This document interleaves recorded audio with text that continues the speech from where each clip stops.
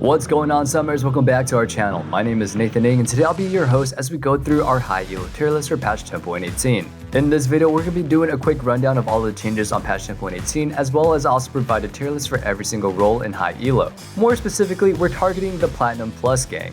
And yes, this video isn't just for them. I happily welcome you guys in Bronze to check the video out and think to yourself, yes, this is what I need.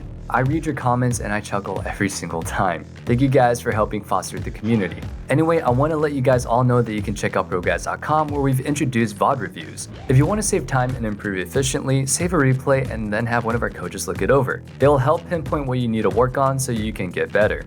Finally, for our question of the day, if you went back in time in your current level of skill of the very early stages of League, say Season 1 or 2, what rank do you think you'd be? I sometimes see clips floating around here and there, and I know with absolute certainty that we've probably come a long way since the origins of League. I'm pretty confident that if I went back, I'd probably be one of the top 100 players. Not because I'm amazing or anything, but admittedly, we were all pretty bad back then, weren't we? I know not all of you have been playing since, but seriously, just do a quick search of Season 1 and 2 gameplay, and I'm sure you'll get an idea of what I mean. Let me know your answers in the comments down below. First up is Set.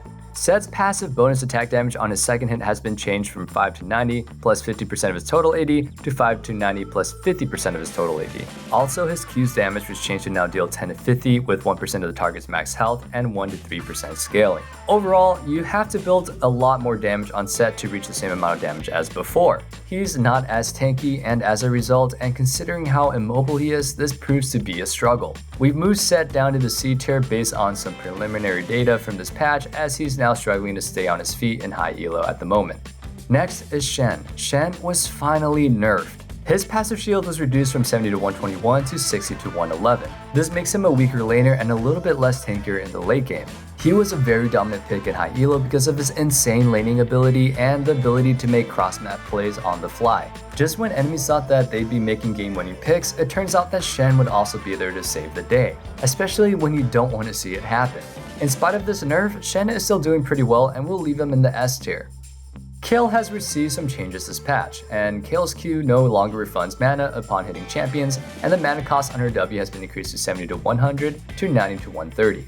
Also, her E's mana costs were completely removed and the missile speed was changed from 2000 to 5000. This ultimately means that Kayle has to fight more, and surprisingly enough, we've actually seen Kayle's win rate rise in high ELO. Our analysts were actually shocked to see her win rate jump about a whole % in Platinum and higher, but are gonna hold off on changing her placement. For now, she'll be staying in the A tier, but we'll definitely keep you guys updated if anything changes in the next patch. Rumble is the last on the list for the top lane. His Q's damage was increased from 175 to 315 to 180 to 340. It's been really hard for Rumble to survive in the top lane meta as so many bruisers and aggressive picks just won't let him have his way. With the need for AP champions in every single role, Riot has buffed Rumble to give him more of a fighting chance in the current meta, and we'll be seeing him played more in mid lane as well. In spite of this buff, we've only seen a small increase in his win rate, and we'll be keeping Rumble in the B tier for now. Although we didn't really make many changes in response to the balance changes, there are a few changes to the tier list that we still have to make. First up, Garen has been moved down to the A tier, but in his place we've brought Urgot back up. With the shift in the meta, Urgot has been finding a lot more success, while Garen has had some trouble holding his own weight in high ELO. Unlike in low ELO, players have a better understanding of how to play against Garen's one-dimensional nature.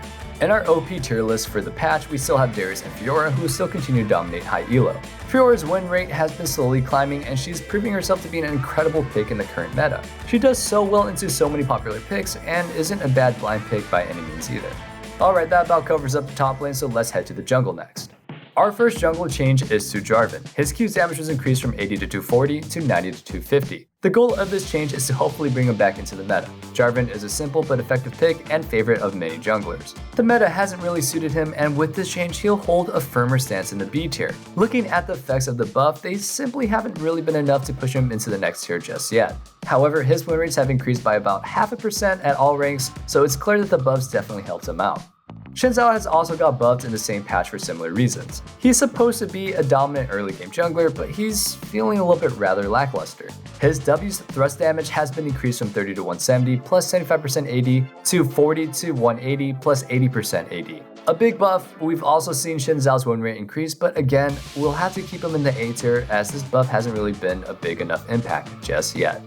Finally, Shyvana received many quality of life buffs this patch. Instead of her E checking champion hitbox's boundaries, it now checks from the center of where it's dealing the damage. The explosion and visual indicators should now be more accurate for players because, heaven forbid, getting hit by one of these E's has been a nightmare. It now ticks every half a second rather than every second, meaning that it'll be more responsive and increase the damage output. Also, the area of effects growth rate by ranked has been removed. It will now have an explosion radius of 345 rather than a scaling from 220 to 300. Finally, her E no longer casts at max range when targeted outside of the maximum range. We previously undervalued Shyvana as a pick at C tier, but these quality of life changes have significantly increased her win rates across every single ELO. This really wasn't the intended effect, so we expect some nerfs in the near future. Shyvana has been moved all the way up to the A tier. For the other changes, we've gone ahead and moved Skarner up to the A tier. Players have had more time to practice and get accustomed to playing him. As a result, he's finding a very good amount of success on the Summoner's Rift. Especially when Nara Spire, his damage output is actually incredible and his ultimate is definitely one of the strongest abilities in the game.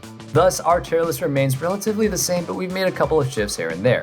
We've decided to move up Evelynn and Graves into the OP tier. While their win rates are only a little bit higher than average, it's clear from their high ELO ban rates that these players value these picks excessively. Evelynn's ban rate in particular has topped 30% this patch, and that's pretty insane. Considering all of the high ELO lobbies, at least a third of them are value banning her out because of her immense pressure that she can apply in all of her games. Graves is in a similar boat as he's very difficult to deal with when he pulls ahead. Falling behind as a jungler against an enemy Graves is one of the hardest uphill battles that you have to face, and he's not only ranged but also quite tanky and mobile. A remainder of our S tier picks consists of Karthus, Kha'Zix, Nunu, Kayn, Rek'Sai, Elise, Wukong, Fiddlesticks, and Hecarim. In spite of a partial revert on Hecarim's buff, he's still doing quite well, and Fiddlesticks once again is dominating Summoner's Rift. Fiddle is also on the cusp of the OP tier, but as always, we're trying to keep our best to limit the number of champions that we include in that tier. That's gonna be it for the jungle. Next up is the mid lane. No surprises, Galio had to be nerfed. While not a popular pick, Galio was a dominant force in high ELO and Riot had to take action. Galio's Q's gust damage was reduced from 80 to 220 to 70 to 210. This takes a toll on his damage output as well as his wave clear, and the latter being a bigger deal. It's now a lot harder for Galio to apply the same amount of pressure as before without giving up farm. Especially in games where he's behind, this nerf will feel noticeable when minions just feel a little bit too tanky. We're moving him down to the S tier as he's still doing very well, as this wasn't really a huge nerf by any means. Next are big changes to Ahri. Her base health regeneration was reduced from 6.5 to 5.5. Her movement speed bonus has been moved to her W, and in its place, Essence Theft from her Q is now her passive. Her passive now heals her for 3 to 8% with 9% AP scaling per each enemy hit after she gathers 9 stacks. Her W now provides 40% bonus movement speed that decays over 1.5 seconds once cast, and it deals 200% damage to minions below 20% health. The cooldown has been increased from 9 to 5 seconds to 10 to 6 seconds, and the mana cost increased from 40 to 55, and finally its targeting on low health minions has been improved. From recent data, it's actually quite surprising to see that Ahri's win rate has dropped. Players are still getting used to these changes, and unfortunately Riot decided to drop a buff that they were going to be giving to Ahri's passive. The increased cooldown on W might be the cause of her lower win rate, but for now we'll keep Ahri in the A tier. For the other changes, we've decided to set aside 2 champions in the OP tier, Zed and Yone. While some of you guys might disagree whether these guys are OP or not, it's clear that high ELO players are gaining an extraordinary amount of value with them. Yone's ban rate has had a flashy start at the patch, peaking at 60%. That's the highest in the game at the moment, and we've had a few patches now to learn how to play against him. Personally, I'm not very surprised by this ban rate because he kind of resembles Yasuo. Zed is a little bit lower on the ban rate chart, but he's still very high at 38%. On top of this, Zed's win rate exceeds 52% when considering games in Diamond 2 and higher. This is a rather absurd stat line to look at, 52% win rate and 38% ban rate. He's finding a ton of success and also drawing a lot of bans, showing that players just don't want to deal with him. His insane kill pressure makes him a great pick into both mages as well as many other assassins. A lot of AD champions are gaining popularity in the mid lane, and Zed does a good job of keeping them in check as well. In our S tier, we have Talon, Diana, Vladimir, Fizz, Katarina, Karthus, Galio, and Kassadin. We finally added Kassadin to the S tier, but he only feels extremely strong for the bottom end of the low ELO players around Platinum and low Diamond. It's there that his win rate hovers a little bit above 51%, and he also merits a ton of bans. Gameplay can drag on a little bit longer than players would hope there, and that's why Kassadin is able to scrap by, hit his power spikes, and then carry his games. He's easily one of the hardest carry champions in the game, and it's just a matter of getting there. That covers the mid lane. Let's go ahead and hop into the bottom lane next. We've got plenty of bot lane changes, so let's go ahead and get right into it. Of course, Ashe got nerfed. Her dominance across all ranks were pretty apparent in the previous patches, and Riot has slapped another nerf onto her. Ashe's base AD is reduced by 2, so at all stages of the game she won't be hitting as hard anymore. 2 AD isn't going to make her unplayable, but it's definitely going to be a little bit noticeable for the marksman players. Her insane utility still merits her as a great pick in high elo, as she can scout out the enemy jungle with her E and also provide her multifunctional ultimate. Ashe remains in the S tier, but it's worth noting that her win rate has dropped a little bit since last patch. Kog'Maw was also nerfed this patch. His HP per level has been decreased from 90 to 85, and his armor per level from 3.5 to 3.25. Was this really a nerf, or does he just get to utilize his passive more? This has unsurprisingly lowered his win rate, and it honestly felt like it came out of nowhere. He remains an extremely powerful late game carry, but surviving the laning phase and sacrificing control early on the map is a big price to pay. Kog'Maw will be remaining in the C tier pick for now.